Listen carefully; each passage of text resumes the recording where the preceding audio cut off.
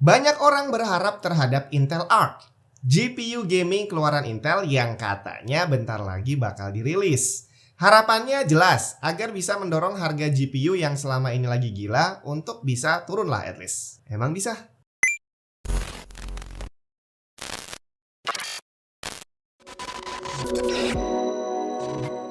Halo semua, jadi mana?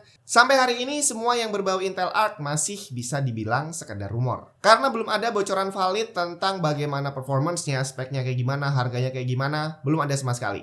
Tapi bukan berarti bahwa Intel Arc ini cuma sekedar rumor. Karena dari Intel sendiri memang sudah mengumumkan bahwa mereka bakal mengeluarkan sebuah high performance graphics card.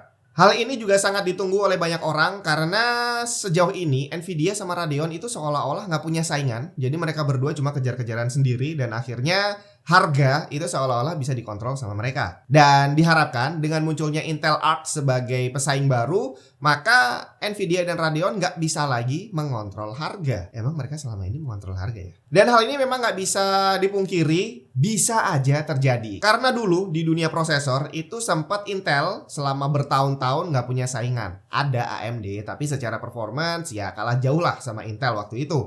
Dan akhirnya harga prosesor Intel terkenal mahal. Sampai akhirnya AMD berhasil membuat Ryzen, di mana dia bisa menyaingi performance dari prosesor Intel, tapi dengan harga yang jauh lebih murah. Akhirnya mau nggak mau Intel harus menyesuaikan harga. Nah, diharapkan dengan keluarnya GPU Intel nanti, hal yang sama akan terulang, bahwa harga GPU dari Nvidia dan juga Radeon akan turun karena persaingan semakin ketat. Masalahnya, apakah benar hal itu bisa terjadi? Kita coba refresh sedikit lagi tentang apa yang terjadi dengan harga GPU sekarang. Kemarin udah sempat mau turun, sekarang malah naik lagi. Nah, kita cek lagi aja update dari Steam Hardware Survey di bulan September 2021 kemarin. Apakah GPU generasi terbaru benar-benar udah nyampe ke tangan gamer atau belum? Karena stoknya juga masih langka dan harganya pun malah semakin naik. Di sini kita bisa lihat bahwa total Steam gamer yang menggunakan RTX seri 3000 cuma 5,5%. Ini total RTX 3000 dari RTX 3090 sampai RTX 3050. Cuma 5,5%. Sedangkan dari kubu merah dari Radeon, RX 6000 series yang tercatat digunakan oleh gamer ternyata hanya RX 6700 XT dan angka yang tercatat cuma 0,16%, bayangin.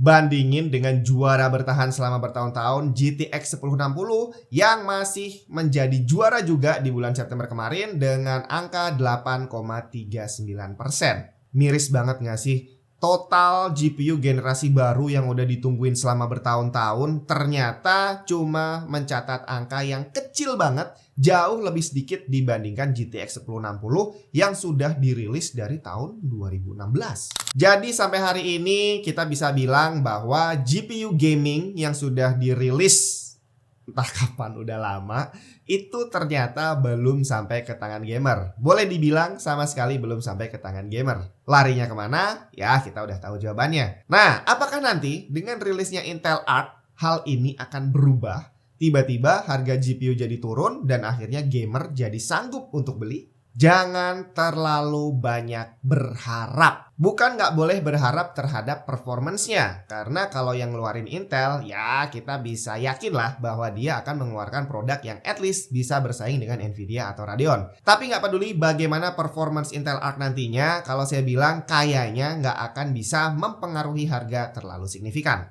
Beberapa hari lalu, morslowis.com mengeluarkan tuduhan yang serius terhadap Nvidia. Nvidia dibilang akan menahan stok GPU yang akan dirilis nantinya untuk menjaga harga GPU agar tetap tinggi. Waduh, gila banget gak tuh? Nah, kalau menurut saya sih, nggak peduli apakah tuduhan itu benar atau enggak, kayaknya tidak akan terlalu berpengaruh terhadap stok ataupun harga GPU. Mau dikurangin produksinya, mau ditahan atau enggak, tidak akan terlalu berpengaruh. Terutama untuk gamer dan juga untuk konten kreator atau semua orang yang membutuhkan GPU untuk urusan kerjaan. Stok habis yang terjadi selama ini bukan karena stok dari pabriknya kurang atau berlebih. Tapi memang ada pihak-pihak tertentu yang dengan sengaja memborong GPU. Mau dikasih 1, mau dikasih 100, tetap bakal dihabisin. sama orang yang itu-itu aja. Kalau nggak percaya, coba kamu bayangin aja, hari ini tiba-tiba Nvidia ngasih fresh stock RTX 3000 sebanyak 10.000 unit misalkan, dan dijual langsung secara resmi di marketplace dengan harga normal. Dengan harga normal loh ya, jadi RTX 3060 ya di angka 5 jutaan. Kira-kira apa yang akan terjadi? Kita nggak usah bicara miner, scalper, gamer, atau yang lain-lain. Dengan adanya stok baru, GPU baru dengan harga resmi, harga yang murah, kira-kira apa yang akan terjadi? Saya yakin hanya dalam hitungan menit, barang tadi akan langsung terjual habis. Dan kita nggak perlu bicara siapa yang beli, karena pasti bakal diborong habis. Bahkan kalau ngelihat tipe buyer sekarang yang emang udah bener-bener nabung untuk bisa dapat GPU dan lagi menahan diri, mereka nggak akan capek-capek nanya stok. Pasti langsung dibayar. Masalah ternyata barangnya habis itu urusan belakangan, karena duitnya pasti akan kembali. Dan satu lagi yang membuat saya semakin yakin bahwa Intel Arc tidak akan bisa membantu menurunkan harga adalah karena skema harga yang terjadi sekarang itu sangat-sangat anomali. Jadi kalau kita lihat MSRP, harga resmi yang dikeluarkan oleh pabrik, itu bukan dibuat sembarangan. Itu bukan hanya sekedar harga bahan pokok dan dinaikin dikit, enggak. Tapi harga MSRP itu berhubungan dengan gaming performance dari GPU yang bersangkutan. Contohnya adalah kalau kita beli Radeon RX 6600 XT dibandingkan dengan 6700 XT, harganya pasti akan lebih mahal 6700. Karena gaming performance-nya memang berbeda, kelasnya emang beda. Nah, dengan naiknya harga GPU secara signifikan, ada yang 2 kali lipat, ada yang 3 kali lipat, harusnya secara kasta kenaikannya akan berbanding lurus. Artinya 6600 XT juga pasti akan lebih murah daripada 6700 XT. Tapi apakah hal itu yang terjadi? Kita langsung cek harga aja. RX 6600 XT dirilis dengan harga resmi $380. Dia dibuat untuk bersaing dengan RTX 3060 yang harganya lebih murah, cuma $330.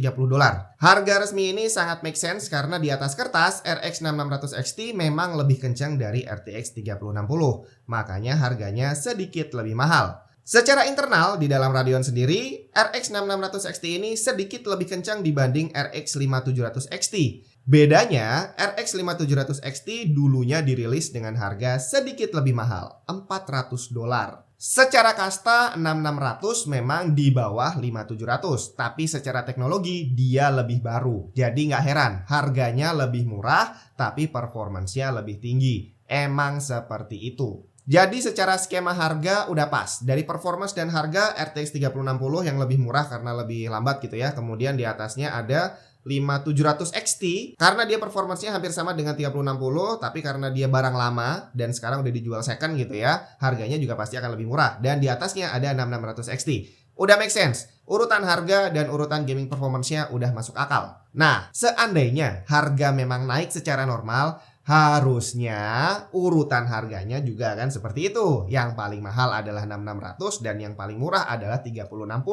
Tapi kenyataannya coba aja kita cek.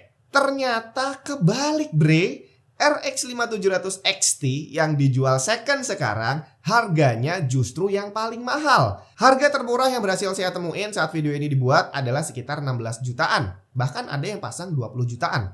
Kemudian di bawahnya ada RTX 3060 yang harga barunya sekitar 13 jutaan yang paling murah. Bahkan sekarang naik lagi ada yang pasang 15, 16, 17 jutaan. Dan terakhir baru RX 6600 XT yang ada di kisaran 12 juta.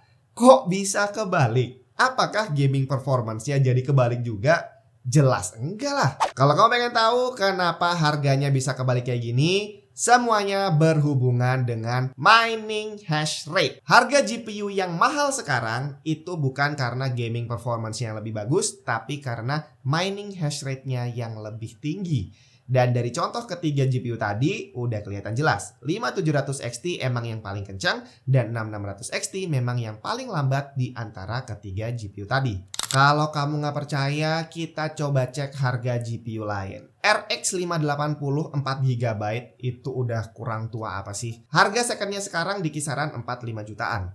Nah, kita lihat adeknya yang bawah, RX 570 yang versi 8GB. Ternyata harganya bisa mencapai 8 juta. Gila nggak tuh? Barang yang lebih murah, kasta di bawahnya, harganya malah jauh lebih mahal. Dan lebih gilanya lagi, RX 570 versi 8 GB ini harganya bisa lebih mahal dari GTX 1070 yang nyata-nyata kalau dipakai ngegame nggak ada apa-apanya. RX 570 ketinggalan jauh banget. Tapi harganya bisa lebih mahal. Kenapa kok bisa gitu? Sekali lagi, mining hash rate-nya yang lebih tinggi. Untuk memperkuat hal ini, kita lihat harga cryptocurrency dan perbandingannya dengan harga GPU. Beberapa bulan lalu harga GPU sempat turun, saya sempat bikin videonya dan prediksinya kalau harga kripto terus-terusan turun, maka harga GPU juga pasti akan ikutan turun. Nah, ternyata sekarang harga GPU naik lagi. Dan kalau kita cek harga Bitcoin, ternyata juga naik gak karu-karuan. Bahkan mungkin sekarang udah menyentuh harga tertinggi sepanjang sejarah. Dari sini kita bisa ambil kesimpulan bahwa naik turunnya harga GPU tidak ada hubungannya dengan stok. Selama ini kita nggak pernah tahu stok GPU-nya seperti apa. Yang bisa kita lihat adalah pergerakan naik turunnya harga GPU berbanding lurus dengan naik turunnya harga Bitcoin. Walaupun kita semua tahu bahwa Bitcoin nggak bisa di-mining menggunakan GPU, tapi kenyataannya mereka berdua sama-sama jalan bareng. Oke, sekarang kita kembali ke Intel Arc. Kenapa kok menurut saya dia nggak akan bisa membantu menurunkan harga? Karena Intel Arc masih GPU juga. Walaupun teknologinya mungkin berbeda, tapi cara kerjanya kemungkinan kurang lebih masih sama seperti Nvidia ataupun Radeon. Artinya, ada kemungkinan dia masih bisa dipakai untuk mining. Masalah apakah nanti hash rate-nya kenceng atau rendah, itu udah nggak relevan lagi. Karena hal yang sama sudah pernah terjadi.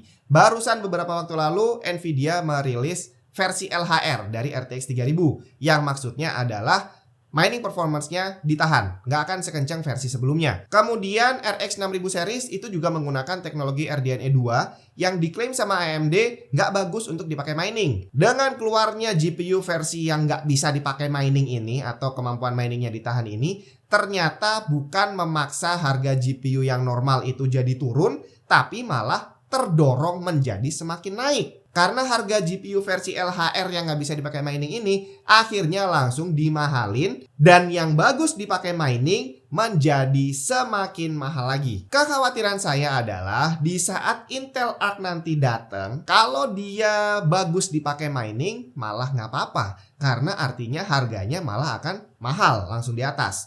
Tapi yang jadi masalah adalah kalau ternyata dia nggak bagus untuk dipakai mining.